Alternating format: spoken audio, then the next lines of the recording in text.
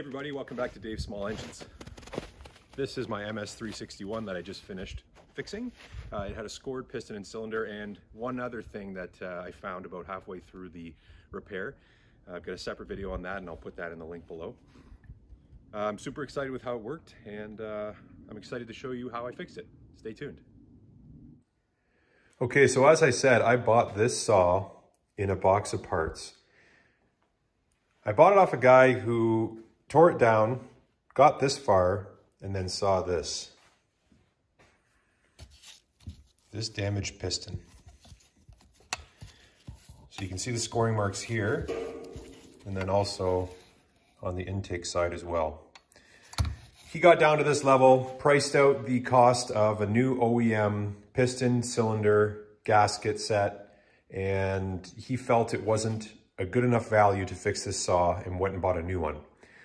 What I've done, very excited about this. This is a Meteor piston. These are all the rage. If you go on Arborist site, any big site, they talk about the Meteor piston being one of the best replacement aftermarket pistons that you can buy. And then, this is what you want, the Caber rings. Meteor piston Caber rings seems to be the most popular aftermarket replacement. New wrist pin, new base gasket, and new wrist pin clips. Super pumped to put this in. Obviously, look at the state of this saw here. I have some cleaning to do. I'm gonna get the air compressor out and clean it all up to make sure that I don't get any debris in here, and so that it's operating perfectly when it's all back together. All right, so I took the handlebar off. It's easy, 2 bolts on the bottom, 2 bolts on the side, just to make my life easier as I start working on the piston here. So the first thing I want to do is take out the wrist clips, so the wrist pin circlips. And for that, I need to get in here in that little corner with a nice little flathead.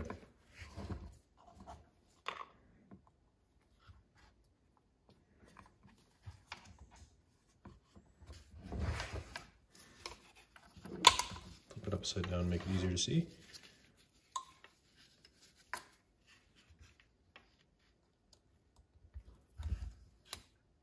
Just like that. It's handy to have a pair of needle nose pliers just to help you snatch stuff out if necessary. And I'm going to do the same thing on the other side.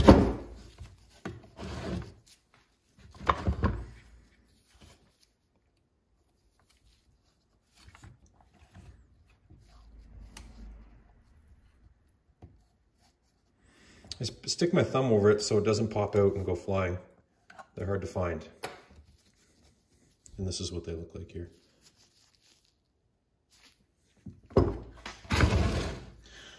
Okay, now, so the little trick that I use to get these wrist pins out is find a socket or an extension, like this, for example. And if you have an even longer one, it's better. So an extension like this, and then if I can get it to match the size of the wrist pin inside of there, I can just push it out, or sometimes using a dead blow hammer like this. Gotta have one of these in your tool bag to just tap the wrist pin out gently.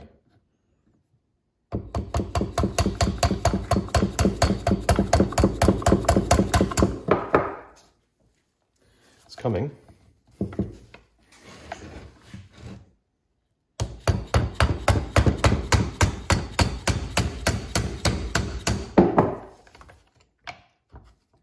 And bonus points if you tap it out, but not all the way enough so that it stays in this side.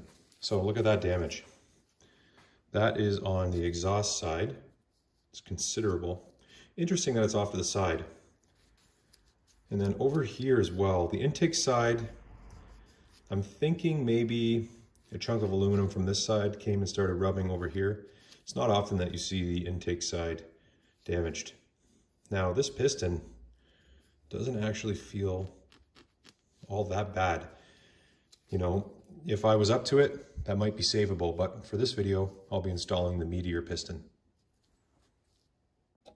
So for pistons that have a single piston ring, I don't really think it matters if you put the piston on first and then the piston rings, but my personal preference is if I have a dual setup, it's easier to put the rings on first.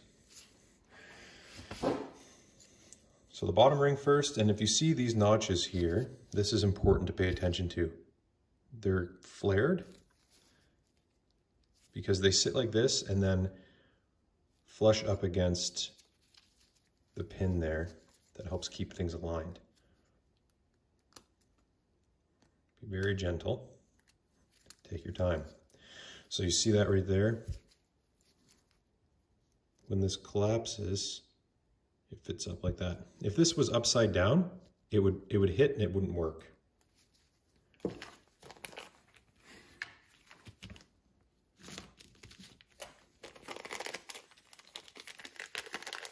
These rings are identical.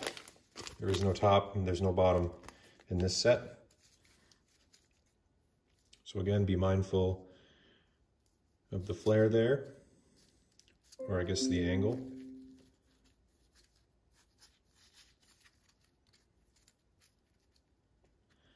Very careful. If these break, you're up the creek and you'll be at least a few days ordering more. Okay, so that's how the orientation works for the piston rings, right here, and then on the other side, back here. Now, when this goes on, you have to make sure that this is all lined up. And they do like to move, but I'll walk you through that part after. Okay, so this part is very important. This arrow always points out the front of the saw. This arrow points towards the muffler, it points towards the exhaust, whatever you want to call it. So I now know that the piston is going to sit in like this.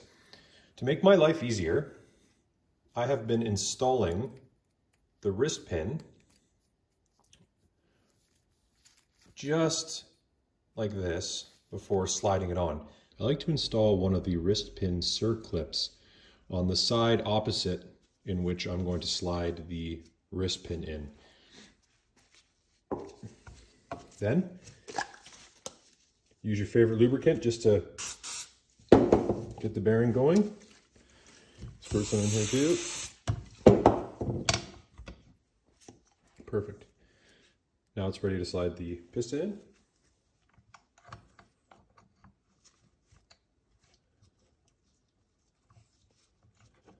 Make sure it's all lined up.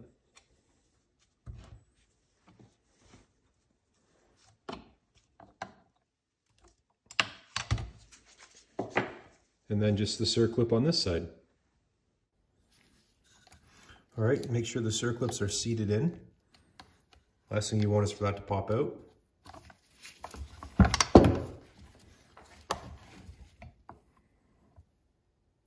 Now it's time to pay attention to the cylinder. Now I have seen far worse cylinders than this. There's a little bit of damage here on the intake side and a little bit of damage here. I've seen way worse, as I said. The reason why I decided to actually buy the Meteor piston is because I know I can clean this cylinder up and still get good compression numbers. If it had been a lot worse than this, I would have been into a new cylinder and piston as well, but I think I can definitely clean this up. So you see the lighter marks there, that is aluminum transfer from the piston. So when this is moving up and down, high temperature, high speed, and it loses lubrication or it runs lean, the metal from the piston transfers onto the Nikasil coating here on the cylinder.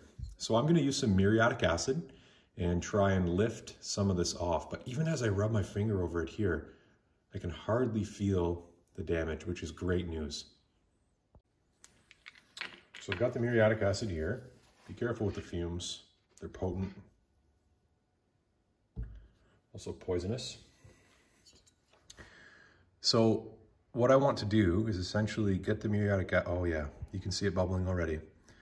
It bubbles because it's reacting with the aluminum. So that's exactly what I want to see. And as it bubbles, it starts to lift and starts to erode the aluminum off of that Nikasil coating. This Nikasil coating, as I talk about right here, is far stronger than the aluminum.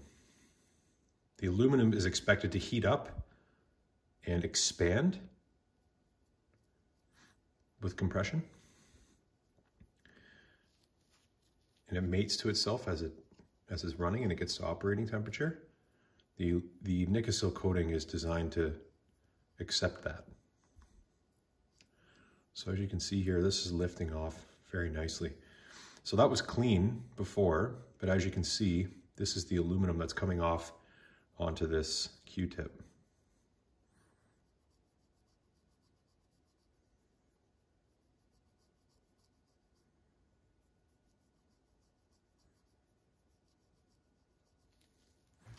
It's coming out great. Just gonna get a little more on here.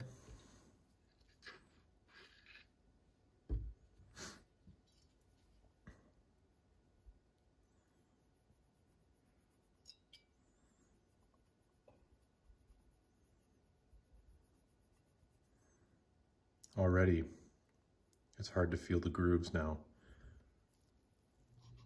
And this is much cleaner too.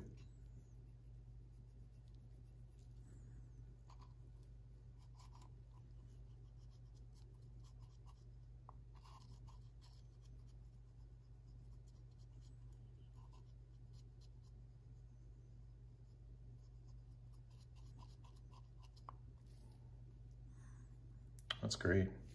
See if I have another Q-tip here. I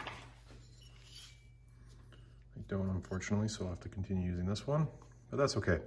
So what I'm gonna do after this is let this sit for a second, wipe it down, and then go over it with a really fine grit sandpaper, like a 600 grit.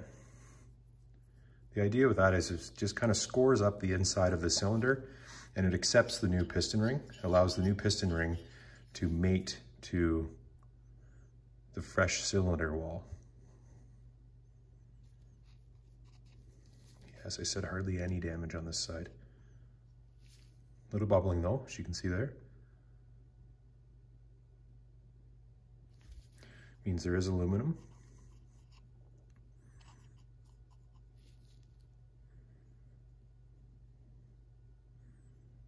Doesn't really get any better than that in terms of cleaning up a cylinder.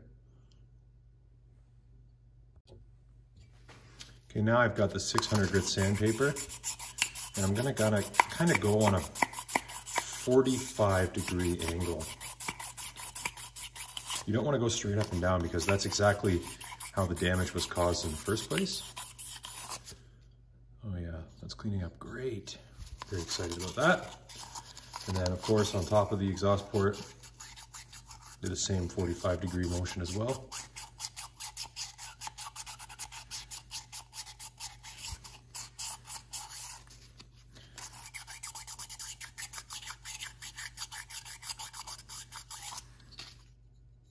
Wow. Pretty happy with that. Switch my paper out because it clogs up with the aluminum.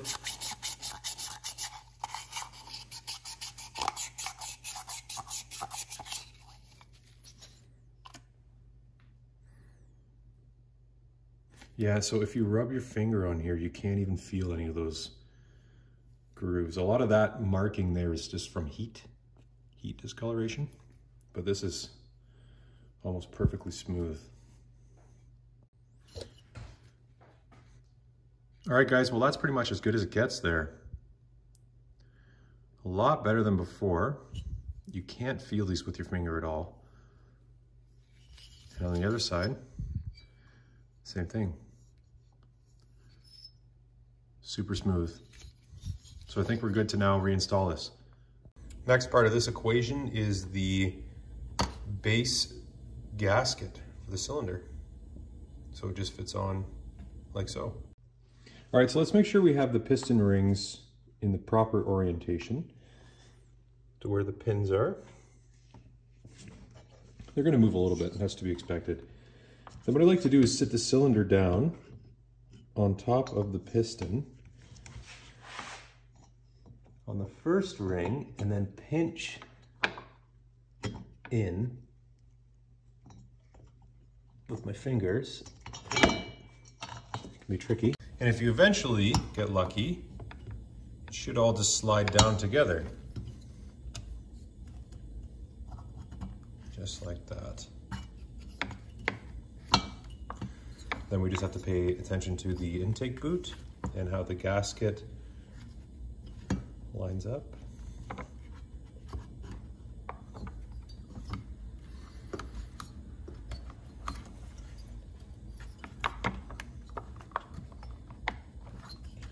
The intake boot into where it needs to go, and then everything should just slide in.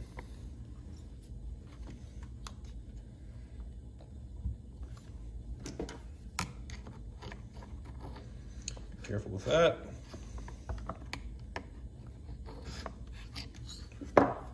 Excellent. Gasket's lined up. Down it goes. Okay, so the next step in reassembly is the 4 head bolts.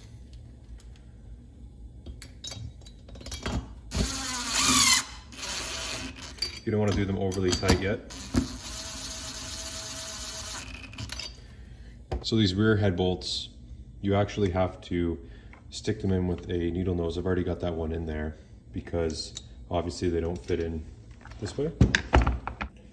Now this back one on the left can be a bit tricky to get in. What I did is I fed it in back down through here, then just use my finger to level it up. And then of course just use the drill bit to do these up by hand tight. I'll get the ratchet out and tighten them by hand. Now when I tighten these, I'm going to do them in a star or cross pattern. So little by little until I've just got that nice snug feel. The actual measurement is around 8.8 to 10 foot-pounds, which is hardly anything. I've done enough of these now that I understand what that kind of feels like. But if you don't have that experience, I would recommend getting the torque wrench with the correct specification. As we know, we don't want to over tighten.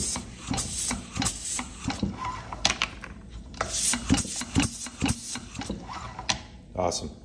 Okay, before I go any further, I'm curious to know what the compression numbers are. I've got the new cable rings in there. I've got the sanded cylinder. Now that cylinder really didn't need that much sanding, as you guys saw. It's pretty smooth. But let's see what we can do here and see what kind of compression numbers we get. Make sure everything's tight. We don't have to worry about ignition or anything like that because obviously none of that's hooked up. Let's see. Decompression lever disengaged.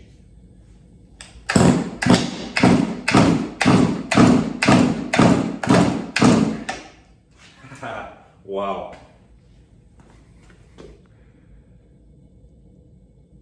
190 PSI.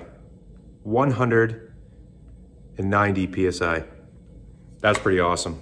Okay, so on the muffler side of things, obviously we have our muffler here, 2 muffler bolts, heat shield, and the gasket. So the order of business, the heat shield first.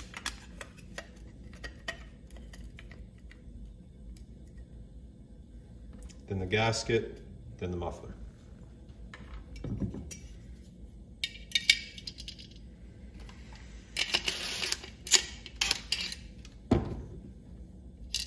And all I'm doing there with the impact is getting the bolts to actually come through the muffler.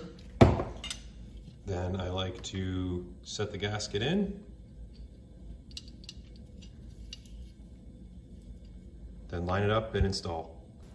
One of the tricks I like to use is to use 2 T27 bits to kind of hold tension on the bolts as I put it in.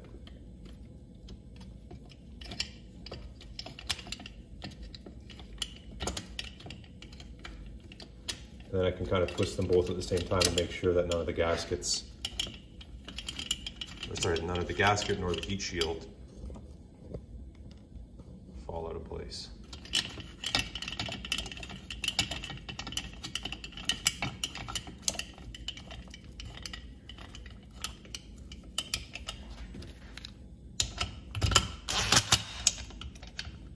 Of course, we're not going too tight.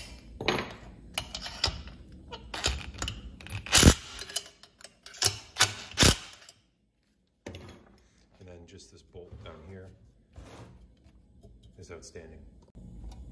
Okay, so this throttle linkage can be kind of tricky. What you want to do first is hook it in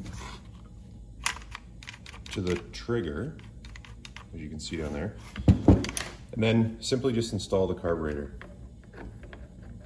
There's no gaskets or anything on that side because this rubber boot acts like the gasket against the carburetor. So it just slides in like that, and then, kind of hard to see, but up underneath here,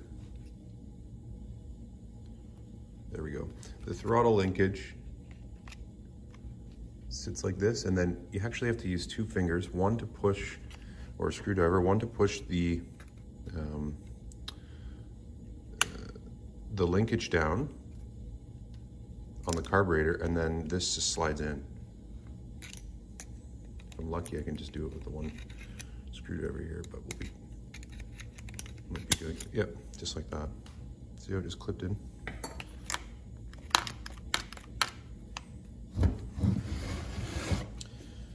The next part is the kill switch and the choke linkage. Be very careful with these pieces. They're made of plastic, and if they crack, you're up the creek. You have to buy a new case. Not good.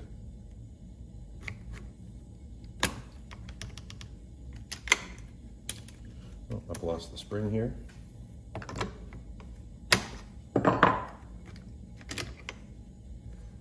Sorry, not the spring, the on-off. Ground.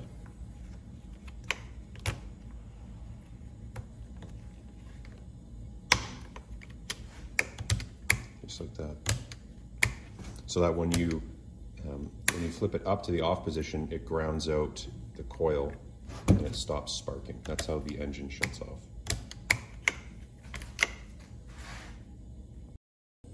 Okay, so now we're on the home stretch. I've got the spark plug in here. I wanted to have that in there so no debris fell down into the combustion chamber. And then from here out, it's this airbox shroud. Just slides on.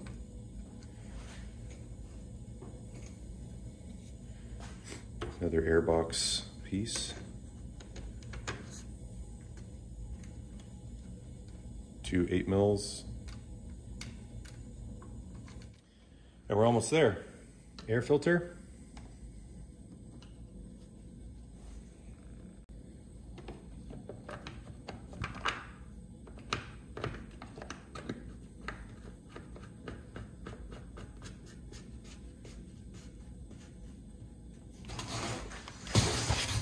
There it is.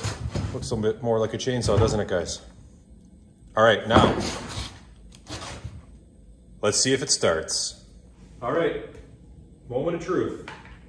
Choke on, chain brake on, no bar and chain to worry about, which is nice, but let's see what happens. Oh, I'm gonna save my arm here. Press the detent in.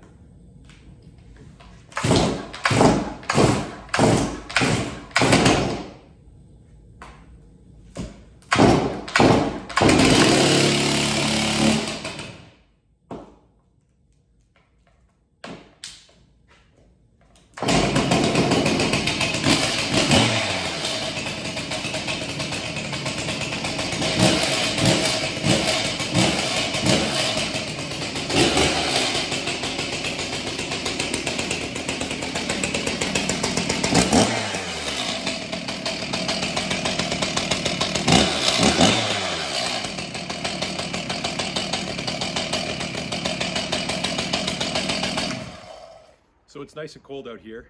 I can barely feel my fingers. Let's get it choked and start it up.